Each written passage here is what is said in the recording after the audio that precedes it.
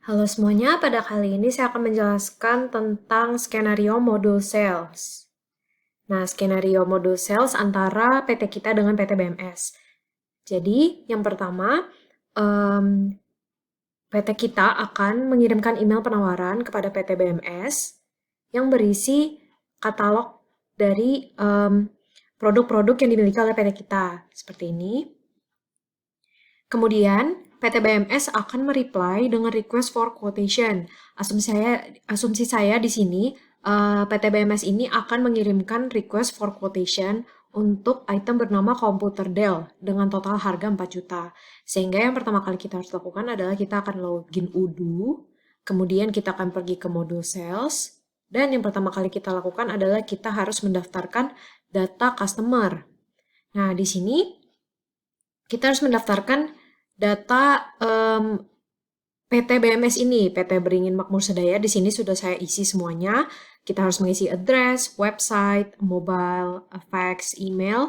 Lalu setelah semuanya sudah ditulis dan diisi, kita akan klik save.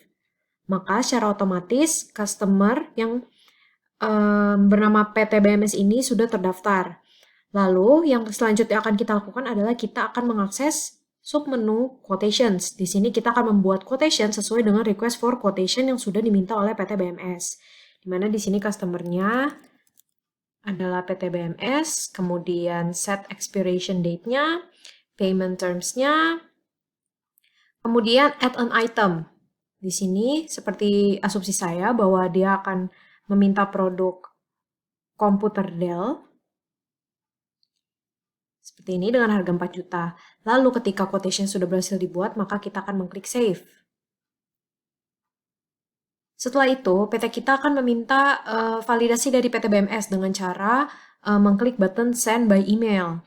Di sini kita akan mengirim quotation yang telah kita buat kepada PT BMS. Seperti ini. Kemudian kita akan mengklik send. Seperti itu. Lalu, apabila PT BMS sudah menyetujui quotation telah kita buat, maka kita akan mengklik button confirm sale. Nah, di sini confirm sale, kemudian otomatis quotation ini akan berubah menjadi sales order. Nah, di sini kita bisa melihat sales ordernya di submenu sales orders. Nah, di sini bisa dilihat bahwa SO004 sudah terdaftar di dalam sales order, sehingga kita coba buka. Nah, di sini sudah terbentuk sales order. Jika kita ingin meminta konfirmasi lagi kepada PT BMS, maka kita bisa mengklik button send by email ini untuk kembali mengirimkan email. Kemudian, apabila memang sudah fix dan PT BMS benar-benar akan membeli ini, maka kita akan mengirimkan invoice kepada PT BMS. Dengan cara kita buat invoice-nya melalui tombol create invoice ini, atau kita juga bisa mengakses submenu sales to invoice. Di sini juga sudah tertera sales order yang bisa diubah menjadi invoice. Nah, di sini juga kita akan mengklik create invoice. Nah, di sini pilih apa yang ingin kita invoice. Di sini saya memilih invoiceable lines, deduct down payments. Kemudian saya akan mengklik create and view invoices.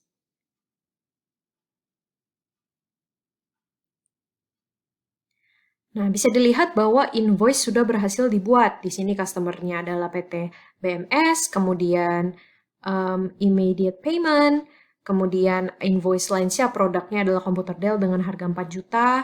Ini adalah totalnya. Kemudian, jika memang sudah fix, maka kita akan mengklik tombol validate.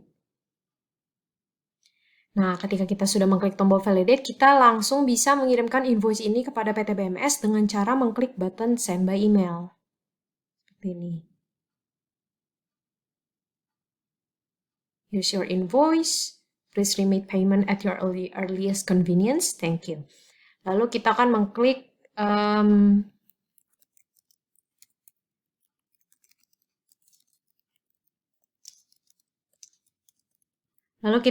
send setelah itu. Nah, lalu nanti apabila customer tersebut sudah melakukan pembayaran, maka dari divisi accounting akan meregister payment ini. Seperti itu. Sekian dari skenario saya. Terima kasih.